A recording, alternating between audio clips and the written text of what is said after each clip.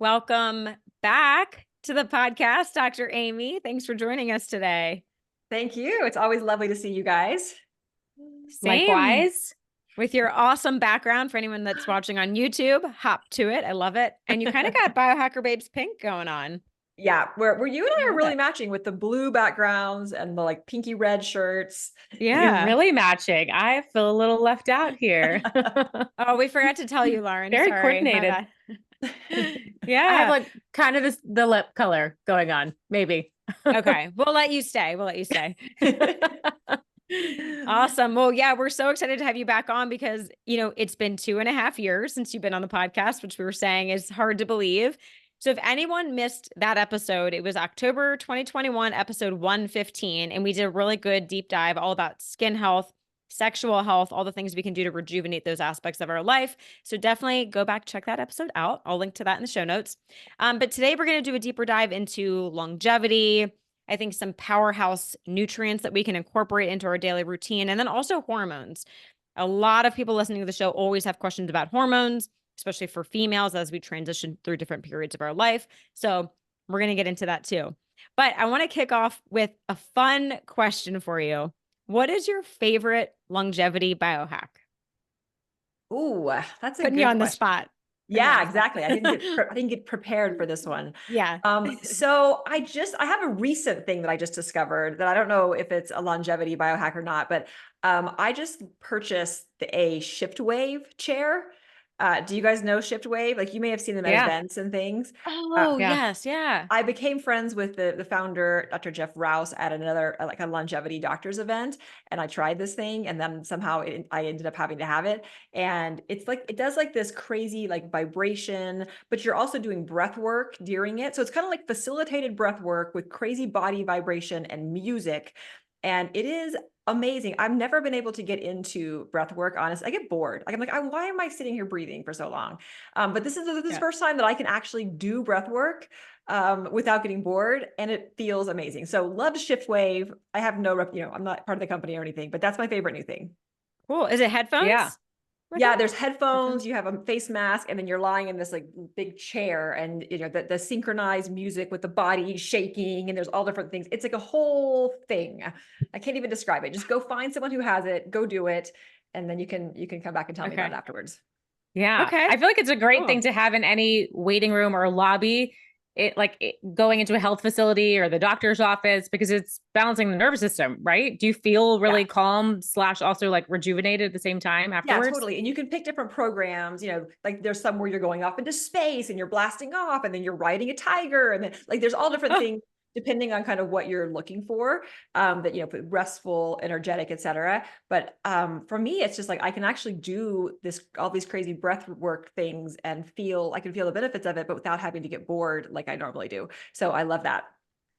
Yeah. Very cool. Yeah. Making down regulation really like fun and interesting. I love that. Exactly. So how does this relate to your longevity? Are you noticing a difference like in your resilience and your energy and your sleep, or maybe you're like brand new to it, but I'm just kind of curious. I'm only a week in. I have been tracking sleep. And I do, I think it's helping. It's kind of hard to say. I do a lot of random things, but what I really notice is just that I look forward to it as something that's like the end of my day or the beginning of my day, like jumpstarting my day without as much caffeine, or, kind of winding down without like a glass of wine. Like not that I always do those things, but I feel like it's like an easier, better way to get into whatever mood I want to get into. And I just like it. So I think that's the main thing. Yeah. Cool. Well, I think that's a really cool way into hormones, perhaps, because for females, maybe going through the perimenopausal transition, we're looking for these like energy supports. We're looking for maybe a substance or some wine to down regulate. We're like reaching for these hacks, but perhaps this is a really great way to bring the body back into balance. I'm curious, what are you seeing in terms of that crux between trying to support longevity, going through this transition, particularly with females? Yeah, it's so hard. So I've been doing hormones for 11 or so years, treating hormone patients, and have been really, interested in it for a while. But in the last few years, I'm 48. So I'm in that like perimenopausal state. And so now all the things I've been talking about with my patients for the last 10 years, I'm experiencing some of those things. Like I wake up and my body's super stiff and like, I'm like, what did I do? And I didn't do anything. I'm just like really stiff and, my joints hurt and I can't bend my back. And like, there's all these little things that people don't tell you about. And so I definitely think that there's a lot to these transitions, a lot more than like hot flashes and night sweats. It's like, there's a whole host of things that happen. Oh man. Sounds Yeah. fun. No. Yeah, super fun. But I we know. do have a lot of tools. We have a lot more education than we used to. We have a lot of tools, we have a lot of options. So I think that we just need to make sure we educate women about what's available, what's coming, what's available, and just give people options. It's not about just suffering through these times. Yeah, yeah. There's definitely way more available today. And I think it's going to be exponential in the next 5, 10, 15 years, which is really exciting for those of us as we're aging to know that it's going to get better. So maybe we can talk about bioidentical hormones a little bit, but before we jump into that, like, is there any more like lifestyle things that you have noticed have been really helpful? Yeah, I mean, I think all of the normal lifestyle things that you guys talk about all the time are become even more important, in your 40s and then beyond. I think one of the big ones is lifting heavy weights. That's something that I didn't used to do I was athletic and I was on sports teams and things growing up. So I did some of that, but I feel like that's become more and more important as I get older, because it's so like, it's easy to it's really hard for me now to gain muscle even though I'm not even menopausal. Like it's become harder to gain muscle. So like I have to work extra hard to lift heavy weights and make it a priority.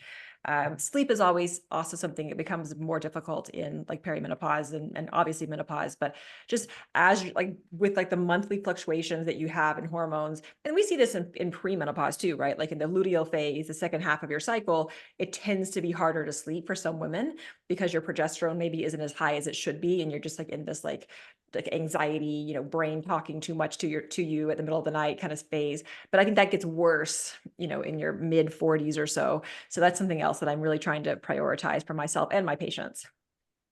Yeah. So Yeah. what are some of the recommendations before we jump into bioidenticals that we can incorporate to help? Say sleep is the first thing and probably progesterone is dropping off. Do you start with activity, or are you making sure people are moving their bodies enough? And then do you bring in some supplements or herbs?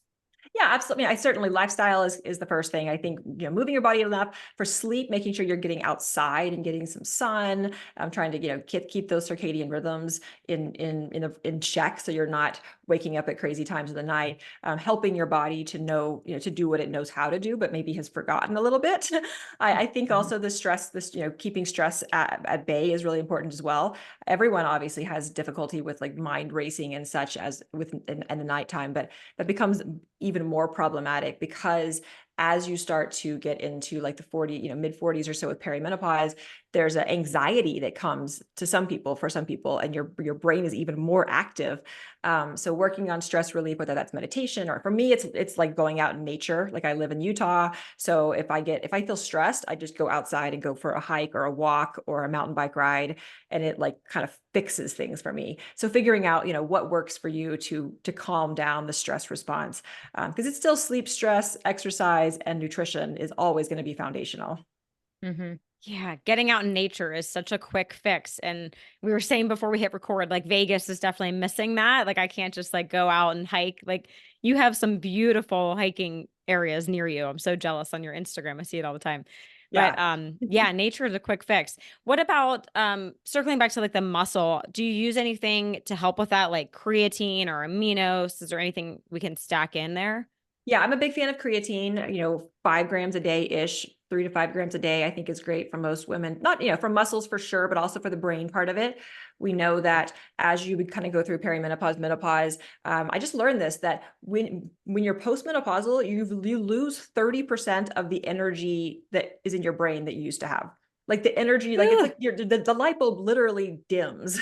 30%? Yeah, Oh my 30% from a premenopausal woman to a menopausal woman. It just got it's just poof. So creatine is something that can be helpful for attention and focus in your brain, for brain fog, as well as it can help with depression potentially. There's some new studies about that also. So love creatine for muscle building and that. I don't personally do a lot of amino acids separately, but try to eat foods with that are balanced, and I eat meat and vegetables and all the things, and try to get most of my nutrients, if possible, through food first. Yeah, I Awesome. love that. Yeah. Food first. That's so crazy about like the light bulb just going out. Is that in alignment with estrogen dropping off? So like progesterone generally dips off first, but is it the estrogen drop that really affects the brain cognitive Yeah, function? I mean, it's all of them, but I think it's estrogen that's the main thing. Progesterone certainly is what ends up causing a lot of anxiety and some of the insomnia. And that's why we see that, early to mid 40s starting. But it's when estrogen plummets at 45, 50, 55, that the brain changes really start. Yeah. Okay. So how do we support our estrogen? We've been talking more and more about hormones, and I think people need to not be fearing estrogen, but we do because of that one study. Tell us, Yes. just fill in the gaps here. Like, what can you share about the myths around estrogen and maybe why we should not be so afraid of it? Yeah, I mean, the biggest myth is that that estrogen causes breast cancer. That estrogen therapy increases your risk of breast cancer. And there's actually a new study just came out last month where they looked at 10 randomized controlled trials in women. So, trials where they had a placebo group and a treatment group, 10 studies over 16 years, over 14,000 women. And they found that estrogen therapy decreases your rate of breast cancer by 22%. So it's the opposite of how we learned it. It does not increase your rate of breast cancer. And, there are some people who can't have estrogen. If you have active breast cancer or recent breast cancer, we don't give it to you. But it's really, really, really beneficial because of all the metabolic, benefits. When you think about cancer cells, you have a cell that's normal, and over time it becomes a cancer cell. And there's so many things that can trigger that. But a lot of those things are metabolic problem. When you have a lot of insulin resistance and you're not metabolically healthy, cells are more likely to become cancer cells. And estrogen is a key hormone for helping to keep you metabolically healthy as you are going through perimenopause, menopause, etc. Right. Yeah. And I think people are also maybe a little scared of estrogen because of all the environmental, like endocrine disrupting chemicals. So they hear about that and they assume like, oh, I have too much estrogen. So what do we need to be doing in like our environmental, like, cleanup before we would maybe add in estrogen? Yeah, I mean, I think you always want to still work on, whether you're 25 or 45 or 65, try to reduce, the environmental, the chemicals, the EDCs, the endocrine disrupting chemicals. And that's everything from reducing your plastic use and your aluminum pans. And, there's so many different things that you can do. And we know that there are chemicals that disrupt all facets of our endocrine system, from our thyroid, pituitary gland, estrogen, et cetera. So do your best. I think it's impossible to get rid of all of those chemicals, but I think, do your best, get a good water filter, don't use plastic a lot. And then by the time you're ready for us to add those hormones, what we're adding are bioidentical hormones. So they're the same exact chemical structure as the hormones that you have in your body right now. So we're not adding, these kind of like monster chemicals. Like we're not adding synthetic, we don't use synthetic hormones anymore. I don't, some doctors still do, but we don't use synthetic hormones. We're using the ones that you just lost. And so it's a lot gentler on your system than adding in synthetic hormones. Mm-hmm. Right. Yeah. So where do you generally start with a female? You wait until they're a little bit symptomatic? Are you really getting in there preventatively? And what kind of testing will you use to just kind of get started? Yeah, so usually, so perimenopause, it can start 5 to 10 years before menopause. It literally just means transitioning from like fertile years to not fertile years. So that's that middle ground. And usually it's progesterone drops first. And so you're starting to see like in the second half of your cycle from like, day 14 to 28 or so of your cycle, instead of having this nice high progesterone, you have like a blunted progesterone. And that's why you have problems with like PMS symptoms get worse, and anxiety and insomnia and maybe headaches. And, a lot of these things will happen in that period. You just feel kind of out of control. So with those kinds of patients, we're starting with just adding in progesterone during the second half of the cycle. And you don't even need lab tests, honestly. The lab tests can be misleading because during perimenopause, your hormones can literally be up and down just throughout the day. Like you can check estrogen at one time of day and check it later, and it could be totally different. So yes, if you want to get labs, fine, but they don't actually dictate how we treat you, like whether your labs are normal or not normal. If you have symptoms, then we'll start progesterone, which is very safe, and we'll see how it goes. You'll stay on that usually for a few years until you actually need to add estrogen in. Okay. And are you talking about serum testing, like a blood chemistry, not a Dutch where you're looking at metabolites over a 24-hour period, which would maybe be a little bit more indicative, but I understand still in perimenopause, it's a little popcorny. Yeah, I personally like blood testing better. I think that the Dutch test and the salivary and urine tests are good for cortisol, because that's when you really need to be getting a curve. And blood cortisol, really is just ruling out really bad disease, but it's not telling you much about the cortisol curve. But personally, I don't think that the urine testing is all that helpful. The results we don't have any randomized controlled trials that look at how to use those urine metabolites. We don't have information. That the way that those tests were actually brought, the metabolites, the estrogen metabolites and things, we don't have any information on how do we use those if we're giving you progesterone? How do we use them to adjust doses? How do we use them? So it's, maybe it's an interesting snapshot, but for me as a physician, just knowing your blood levels when I'm giving you hormones is going to be a lot better than the urine testing. Okay, great. A lot cheaper too. Yeah. You're not going to do a Dutch every 2-3 months. That's going to add up really fast. Yeah. Well, and again, in perimenopause or even in premenopause, you don't need to do testing at all. I mean, maybe you test testosterone because that is kind of fairly even, but you don't need to test progesterone and estrogen. There's really no reason, because you can just look at your symptoms. Oh, and really? So what about even just looking at the metabolites and the methylation, sulfation processes? Because sometimes can you feel like if your E2 is higher? So here's what's interesting about those metabolites is what they did was currently they talk about having bad estrogens and good estrogens, and these metabolites are bad and these metabolites are good. But that information came from looking at women who had breast cancer and comparing them to women who didn't have breast cancer. And they said, okay, the ones who have breast cancer, they have higher levels of 2 or 6 or 16 or whatever, the hydroxy metabolites 16-OH, versus, yeah, exactly, 4-OH versus the other, the one who don't. And so they essentially said, well, if that's true, then these metabolites are good and these metabolites are bad. But that doesn't actually work. Like you can't do science like that, because, for instance, we know that women who have breast cancer tend to have higher overall estrogen levels. And so for a while, people were like, oh, well, then estrogen is bad, right? Because it must cause breast cancer if these women have higher estrogen. But the reason they have higher estrogen is because not all of them, but some of them are more overweight. When you're more overweight, your adipose tissue is making more estrogen. And so it's making you have higher estrogen levels. So the risk with breast cancer isn't the estrogen, it's the being obese. And so the point is you actually have to do prospective studies where you say, okay, I'm going to treat these people and not these people, and we're going to follow them before you can you can say this is a good metabolite or a bad metabolite. And those haven't been done with urine metabolites. Yeah, that's a really good point. I feel like we should never really categorize anything as good or bad. It's all nuanced. Like we have to have context. But yeah. And the other part of that is, I'll stop on my high horse about this. The other part of that is, it's great. Let's say that you get all your urine metabolites done and you've got lots of bad metabolites. Renee, I'm sorry, you have lots of these bad metabolites. What are the recommendations going to be? They're going to be eat cleaner, eat better, get some cruciferous vegetables, exercise more, stress less, sleep better.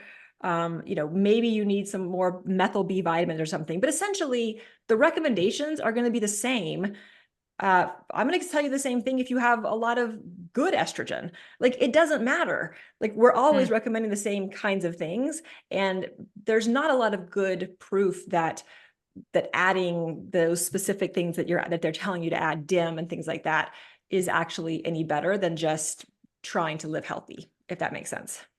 Yeah, I mean, you mentioned already food first, but I do think like some people really need to see it to actually be motivated to make some changes. Maybe like there's a population, and we talked on a previous podcasts, like everyone is recommending DIM these days. I'm like, but without really knowing that that's just kind of a generalized recommendation that I don't think is really that helpful. And if you look up, there's only a couple of randomized trials on DIM, and one of them showed that DIM was harmful. So, you know, if you're concerned about DIM, eat more cruciferous vegetables, eat more broccoli and cauliflower. That's never going to hurt you. You know, I think it's easy for us to just, you know, tell people, take this pill. And you know, I have a supplement company, so I love pills. I love supplements, but I think we still have to be careful with data interpretation and saying that, you know, because of this defect, you have to do this thing, when that's often not the truth. And we're more complicated. I think our chemistry is more complicated than we pretend sometimes. Saying all you need is this one vitamin to make your whole system better is probably not true in a lot of cases. Yeah, there's like far too many pathways. I'm like, it's dizzying, and we pretend to know. Yeah. Yeah. I mean, I feel that way with a couple of the functional lab tests, like even like gut testing. We talk about that a lot on the show. Like usually when I run that, like the first 10 things I need that person to do are like what you said. It's like clean up your diet, exercise more, sleep better. It's like we didn't need to spend all that money to tell you to do all the things that you need to be doing anyways. So great insight, great insight. So where does testosterone come in for women?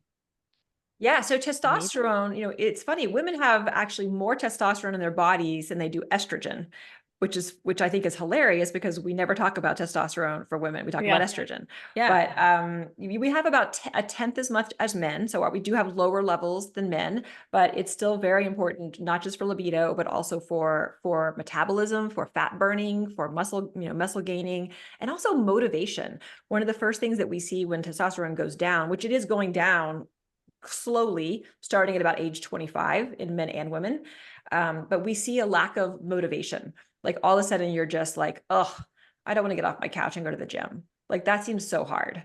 Lack of motivation. And then we also see a kind of like a blah mood. Like you're not depressed, but you're just like, don't really feel like, you're just kind of And so that's common in men and women when testosterone goes down. So testosterone goes down kind of just slowly throughout a woman's life, starting at 25 or 30, but there is an increased drop off at menopause because of the ovaries do make some testosterone in women as well. So adrenal glands, ovaries, and then you get some peripheral fat and muscle conversion also.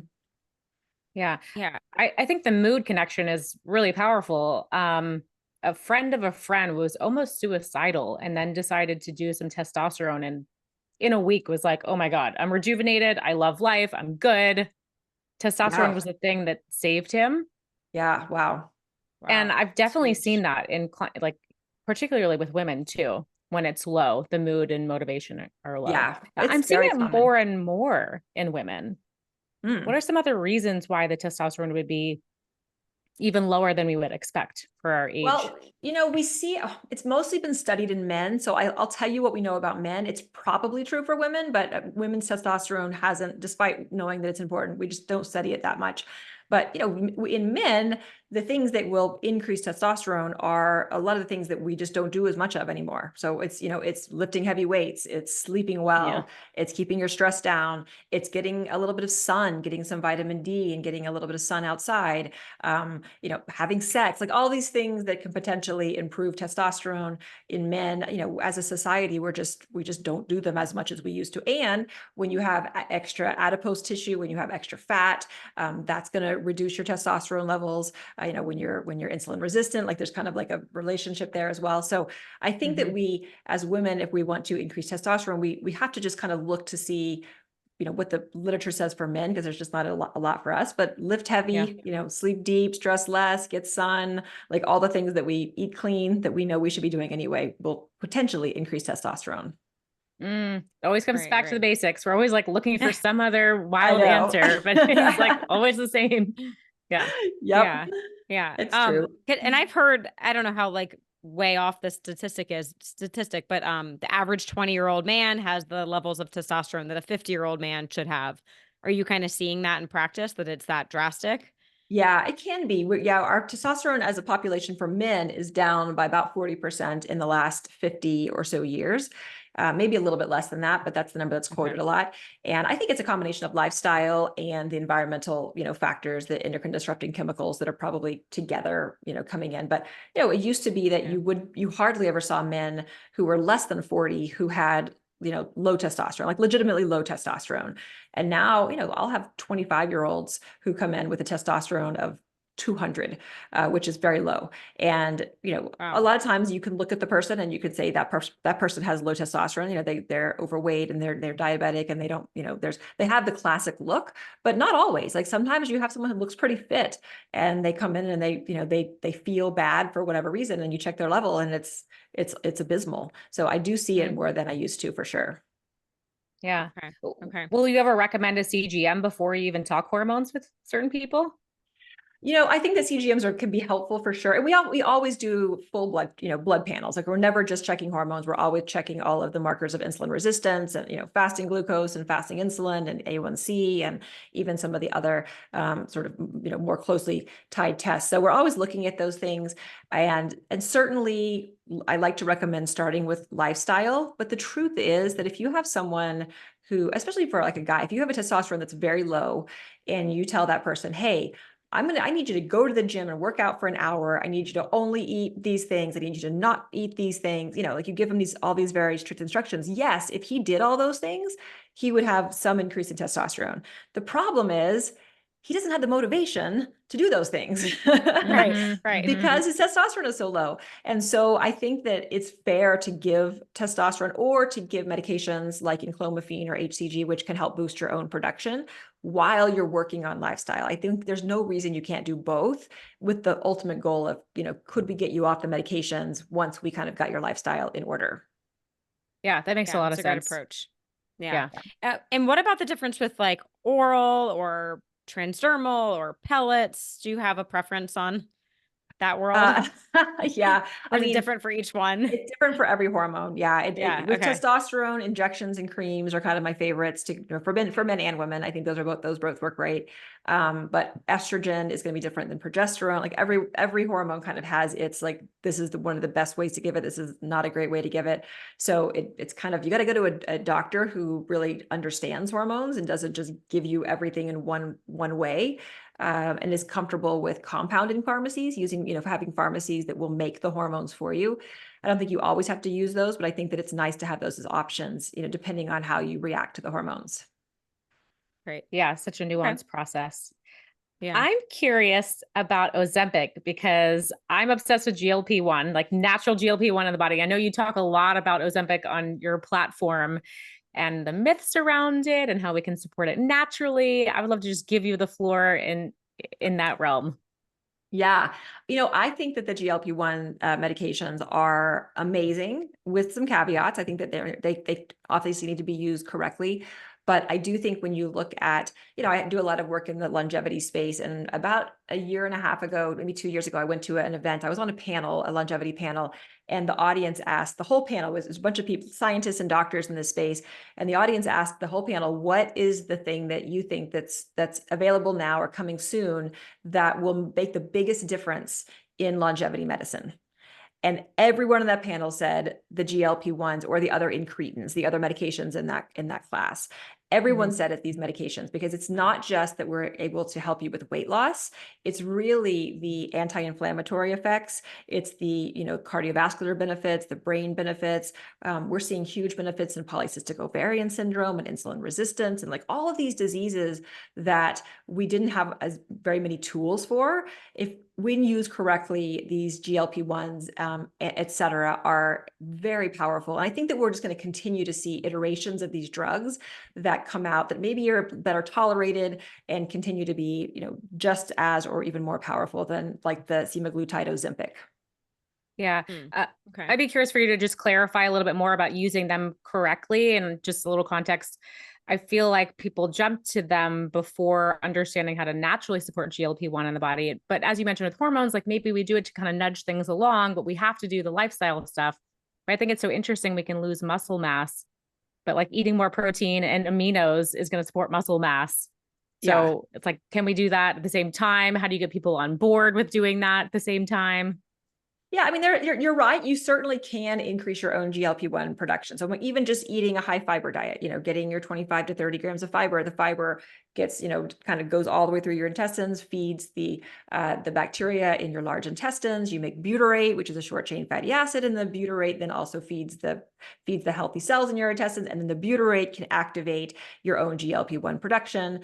Polyphenols will do that as well, like resveratrol and some of these, quercetin, fisetin, that kind of thing. So you have all of these ways that you can activate your own production. The problem is that when you activate your own production, that GLP-1 only lasts a very short amount of time. So it's not this like long lasting thing. So you could eat all the fiber in the world and you'd probably actually stay pretty full if you ate all the fiber in the world, but you're not going to be able to increase your GLP-1 levels like you would if you took a medication. But the main risks that we see are the muscle loss, like you said, because when you lose weight rapidly, then you lose muscle and you lose fat, and the muscle loss is obviously not good for long-term health. So I think that, depending on the person, you need to start, you make sure you're getting DEXA scans or other body composition testing where you're able to look and say, okay, here's how much muscle mass you have, fat mass, visceral fat, et cetera. Make sure that you have a high protein diet, that you're still lifting weights and you're not too, sometimes if you get too much of these medications on board, like you're not hungry, but you also feel nauseated and you're also just like, ugh. And so you don't want to work out. And so you're not eating, you're not working out. And then you're doing this for months and months on end. And yes, you're losing weight, but you're suffering from muscle loss as well. So having a good team behind you, whether it's a health coach, whether it's a nutritionist, your doctor, your partner who's keeping you accountable, but just to make sure that you're doing it all in the right way so that you're coming out on top and not coming out, with super small, wimpy muscles that it makes it even harder for you to lose weight later on. Yeah. Great. Thank you. Is that like the Ozempic face? Is that the muscle loss or is it collagen loss? What is happening there? It's just fat. It's fat loss. I mean, if you have any person who is super skinny, then they tend to have very thin, like almost like gaunt looking faces. And it's just Ozempic faces basically that they've lost a lot of weight quickly and they've lost all the nice padding that went into their face before that. We're now also having, I don't know if you guys have read this, there's some new articles about Ozempic babies. Have you read about all the babies that are all the women who are getting pregnant? So there's sort of two things are happening. So some women are getting pregnant unintentionally because it turns out that these medications can make your birth control pills not work very well. So they don't know that, but it's actually on the box. It's one of the prescriber warnings is be careful that these medications, I think it's because of the slowed gastric emptying and maybe it's affecting the way that the birth control pills. So essentially, women who are on the pill, they start taking these medications, the Ozempic, and then they get pregnant and they're like, oh, surprise, wasn't planning on that. Oopsies. So that's one thing. And then the other thing is, so that's kind of the negative side, depending on if you didn't want to get pregnant. But then the positive side is because of these medications benefiting polycystic ovarian syndrome so much, there are a lot of women who have been trying to get pregnant, for a long, long time, who've been infertile, who have ovulation problems. They are taking these GLP-1s and it's helping them lose weight. It's helping them to make their ovulation more regular, and then they're able to get pregnant. So you're seeing these Ozempic babies come out, kind of for those two reasons. And so it's kind of an interesting phenomenon. Oh, this is going to be very interesting to watch for the next 10 to 20 years. Yeah. Ozempic babies. Yeah. It was like pandemic babies. Now it's Ozempic babies. Yeah, exactly. Yeah. I'm just going to make some popcorn and sit back and watch. I know you're a big fan of berberine. Can you talk to us about berberine and what it does in the body? Yeah, I do. I love berberine or dihydroberberine, which we have in Hotbox, which is just a more bioavailable form of berberine. But I love it because it's a supplement, natural supplement that can help a lot with keeping your blood sugar more even. So it's kind of like a natural version of metformin in that way. It acts in a similar way. So it's kind of like metformin, but without some of the side effects. So it keeps your blood sugar much more level and much more low, which is awesome. So if you're like pre-diabetic or insulin resistance, or even if you're not and you just want to keep your blood sugar low because you know that higher blood sugar leads to more rapid aging, then berberine's great. It also can help with inflammation. It can get your lipids down. Berberine, it's interesting. It has some the same kind of activity that some of the medications that we use for lipids, but it's a natural supplement. So I take take it every day. It's fantastic. I think it's one of the biggest sort of like longevity supplements I can think of. Yeah, I love that. Yeah, love that it's Dihydroberberine. dihydroberberine. Yeah, love Yeah. that it's in hot box. Is it better to take that before a meal or after a meal, or does it not matter? I usually take it before, right when I'm Right starting the before. meal. You know, Okay. there is a danger. It's not like a real danger, but you can drop your blood sugar a little bit too much. So sometimes, Okay. if you take it on an empty stomach, you might get nauseated from any supplements on an empty stomach can potentially cause nausea. But if you're prone to low blood sugar, then it just could make your blood sugar drop a little bit too much. So I like to do it with a meal, or at least with some kind of food. Right. Yeah, Okay. I've definitely see it drop clients if they take it too late, like after dinner, before bed, and then they start this roller coaster overnight, which is Oh yeah. interesting. Yeah. Timing is so strange and Yeah, that's a difficult. good point. It's Yeah. actually pretty strong. It's funny. People are so funny. They think that supplements can be helpful. Like they're like, oh, supplements do all these great things, but then they don't think about the supplements can also have side effects. Like if they work, if they do great things, then they definitely, by definition, can also have side effects, right? Like it's Yeah. never just one without the other, whether that's a Right. medication or a supplement or, or anything. So it's important to know how to use them. And then also just, one of the things that we've done with Hotbox, which is my supplement company, is we put together, 19 different ingredients that work synergistically together, knowing that we're trying to combat the main causes, the main drivers of aging, and all the symptoms that come with aging. So, knowing how each ingredient works is really important, because you don't want to have ingredients that either clash and don't work well together, or that they're so additive that you're going to have a side effect from that. So it's a big chemistry experiment, and you kind of have to know what you're doing and not just grabbing random things, off of the GNC shelf. Yeah, that's why Yes. I Yeah. prefer multis, because I'm like, I don't want to play chemist with my body. I've done it a little bit, and at times in my labs, I'm like, oh, that was too much. I'm like, I just want to take something that's been formulated by somebody that knows what they're doing. Yeah, exactly. Yeah. That was that's the reason for it. I was always, for my patients, I would always write out, lists of supplements for, whether it was for low energy or weight gain or, just sagging skin or whatever. Like it was always these lists of supplements. And I realized over time, I was writing the same things out over and over again, because really the causes of whether it's joint pain or sagging skin or low energy or perimenopausal symptoms, the cause is that you're aging. And so if you could get down to the root cause and treat as best you can those drivers of aging, whether it's, stem cell exhaustion or mitochondrial dysfunction or telomere, shortening or whatever, you go and try to treat those things. And then you slow as best you can aging, and then the symptoms will improve instead of just treating the symptoms, kind of randomly. Right. Yeah, I love that. Yeah. Well, thank you for doing all the hard work, because I don't want to have to get all like 10 different supplements. And for anyone watching on the YouTube, on YouTube, you can see, oh no, my camera won't. There it is. Put it on your forehead like a sticky note. Oh, there we go. The little hot box packets. Well, also for those of us that travel a lot, it makes travel so much easier. But every day it's just like, it's so easy to just pop this. And for my husband, who doesn't religiously take his supplements, I literally just throw this at him and he takes it. It's like, That's how I am too. yeah, just take this whole thing. But yeah, but it's been a lifesaver for travel, truly. Oh my gosh, yeah, it makes yeah. packing, because I can spend hours packing supplements. I'm like, oh, just throw the hot box in. That's Yeah. well, good. I'm glad. Thank you guys for being such a good supporter. I'm happy that's working for you. Yes, you made Yeah. our lives easier. But also you have some other really cool things in there. I mean, like quercetin, fisetin, spermidine. We're huge fans of spermidine. But you also did a lot of work on making sure that you have enough in there. Yeah. Which is hard, because probably some people that even are piecemealing their supplements, they're not even getting enough to make a difference. So that's pretty Yeah. cool too. And would you say that this really attacks all 12? Did you say all 12 hallmarks of aging? Yes. Yeah. It used to be only 9 hallmarks that were, they only had 9 invented, and then they added Yeah. 3 more, but luckily we already had ingredients for those 3 more. But yeah, Perfect. there's 12 Yeah. hallmarks of aging, and it attacks all of them on multiple levels. And we, Sean Wells helped us formulate this, and you guys know Sean, obviously.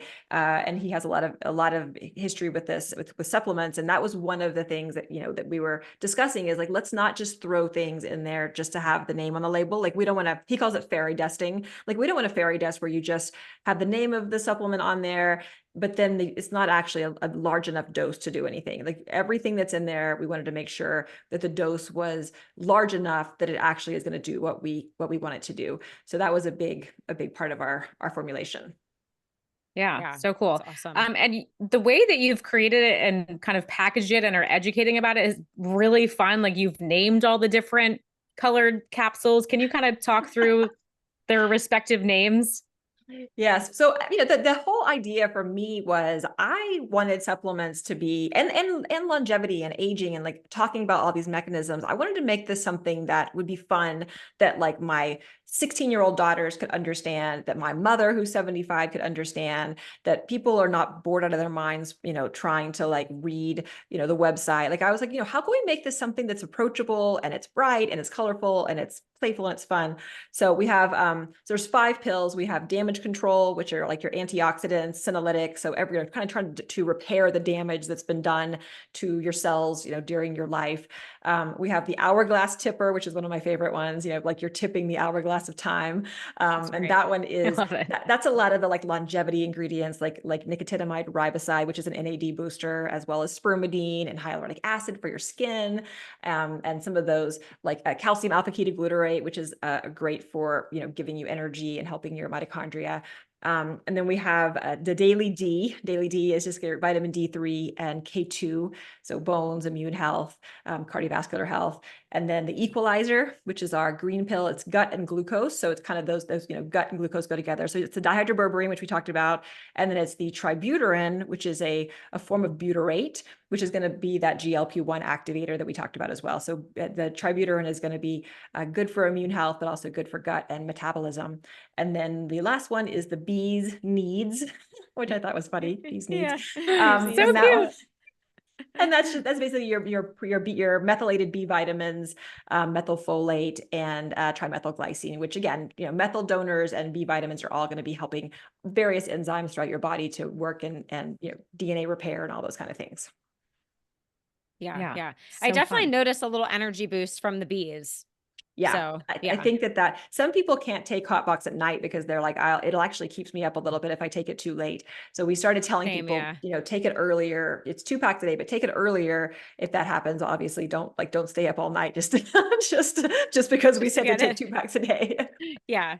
Stay up all night and live forever. That's I have to right. take mine earlier for sure. I feel better sleeping with that. Yeah, me too. I gave, I think I gave my friend 7 packets and I said, just try it out. I said, you could do 1 a day or do the 2 a day, but just, I warned him of the bees. And he just did the 1 a day and he was like, my energy was so good the whole week. Like he felt it right away. Oh, good. Like, wow. That's awesome. Yeah, it was fast. But one night he did take it at like 5 and he was like, oh, it was too late. Yeah.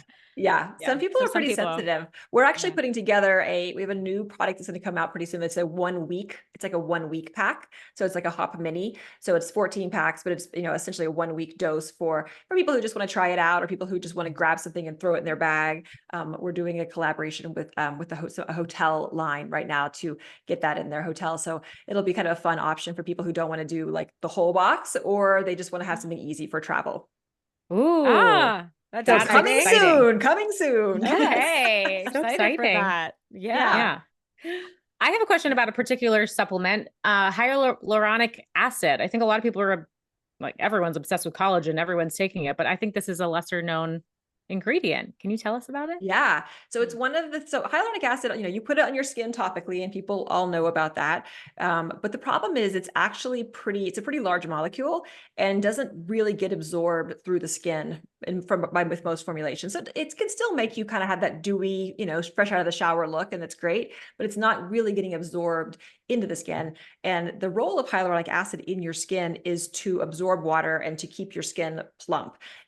These molecules can actually absorb 1,000 times their weight in water, which is crazy. So it turns out that taking hyaluronic acid orally, like as a pill or a capsule, is better in terms of creating hyaluronic acid in your skin and keeping the hydration long term than applying it to your skin topically. So you can do both, but we have hyaluronic acid in Hotbox, and then we also have a few other skin focused ingredients like astaxanthin, which is fantastic for helping to prevent UV damage. You can take it if you take it before you're going out in the sun. Obviously we still recommend putting on some sunblock, but it helps to prevent the damage to the DNA in your skin that you get from the sun. And then it also helps afterwards to repair the damage that you did when you were out in the sun without your sunblock for too long.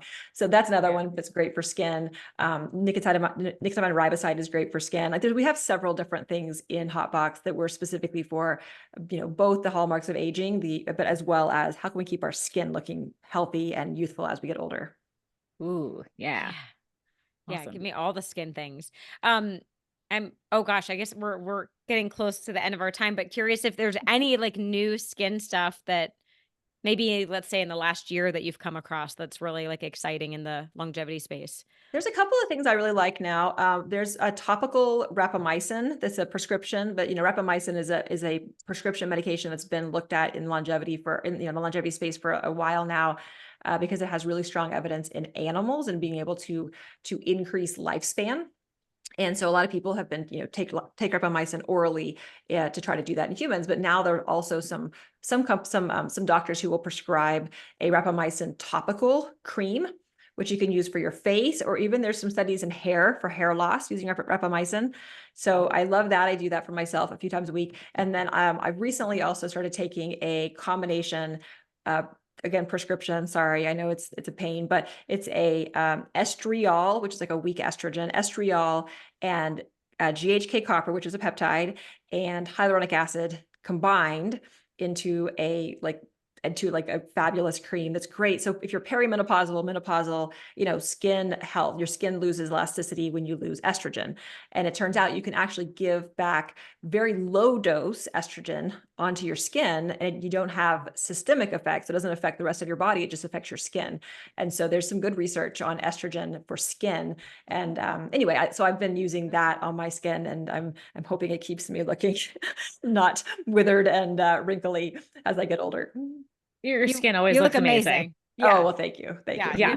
You as well. Doing it right. Doing it right. Yeah. So for anyone that can't access the prescription, could they get, I'm just thinking Karen Martell, I think makes the estriol skin cream. And then I think it's pretty easy to get the copper peptides. Maybe you could just DIY and yeah, totally. them. You could totally DIY. I think you can get very low concentration estriol skin cream without a prescription. And then, I'm a huge fan of the Young Goose products. They have a new spermidine focused product line, like Youth Reset, Youth something. There's like two of them. Yeah. So I love those. And so that's kind of like, I do all of these different things, but I kind of try to those are kind of my core things is the Young Goose products. I do a little tretinoin, which is a retinoid prescription. And then I do some of the other things. So, there's a lot of good stuff out there, and I just kind of rotate it all around. Yeah. Okay. And then any latest in like regenerative therapies, like technologies that you'll use on your face?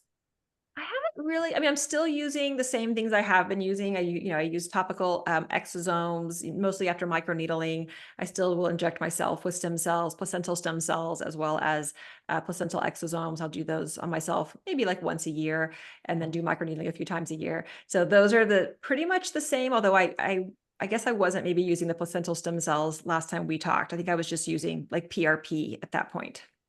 Yeah. Yeah. You have access to so many cool things. Can we come to work with you? I know. It's so fun. It's so fun. Yeah. Do you work with clients virtually as well? Or just in Utah? So I'm only taking new patients right now for stem cell procedures. Okay. I'm working on we're launching a longevity clinic franchise called Humanaut, which is astronaut, but a Humanaut. And so I'm the chief medical officer and co-founder of that. And we're going to be launching in September and August in Austin. September in Austin, Yes. Texas is our first location. So I've been working really hard on, putting together all the different clinical protocols and making sure that these patients have access to all this cool stuff, all these crazy cool topicals, all of these supplements, all of these bridging like the kind of integrative medicine, functional medicine world with traditional medicine to kind of offer the best of both worlds. So I've been super busy with that. So we will be taking patients soon in Austin, or if you're Austin adjacent, look us up. Okay. And Cool. you said franchise, so plans to expand Yeah, everywhere? plans to expand. We'll have 2 other locations in Texas, hopefully by the end of this year, if not early next year. We already are Okay. we're signing leases right now, and then we'll give it a year or so, and then hopefully we'll go nationwide after that. Okay. Cool. East Yeah. Coast, maybe? You know, Vegas? Yeah, yeah, all the Actually, coasts, Vegas is a all the great coasts. place for it, I think. Probably Yeah, Vegas yeah. next. Well, I'll keep you posted. Yeah. We'll definitely we'll hook you up. Okay. Amazing. Okay. Well, Amazing. congratulations. It's really exciting news. So Thank can't wait you. to come check it out. All Yeah. right. Well, Thank you for hanging out you. with us again. We love you so much. And before we wrap up, we love to ask you for one final piece of advice, something that our audience can start doing today to optimize their health. What would it be?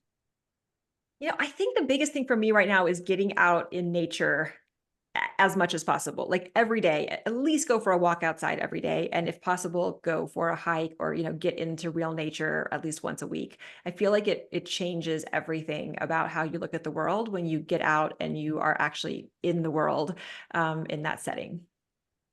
Yep. The Couldn't best. agree more. All right. I'm Yeah. going to go for a walk, and at least on my cement sidewalks, but with some fresh air and some sunshine today. Yeah. Amazing. Well, Yes. thank you guys so much. It's always so good to see you. So much fun. You You too. too. We'll put all the resources in the show notes, but just tell our audience real quick where they can find more of you. Well, I'm active on social media, especially Instagram, Facebook. I'm at Dr. Amy B. Killen, B as in boy. And then I'm sort of on Twitter, not really. I have a website, which is dramykillen.com, and that will link you to my various clinics and companies and Hotbox and all of those things as well. And then, and if you want to check out Hotbox, it's at hophotbox.life. And I think you guys have a code, which I believe is Biohacker Babes, if I'm Biohacker right. Babes. So It is. So get a pop box, use the code, get it for a discount, and you can let us know what you think. Awesome. Great. Thank you so Thank much. you. All Thank right. you. Thanks to everyone that tuned in today. We will see you next time.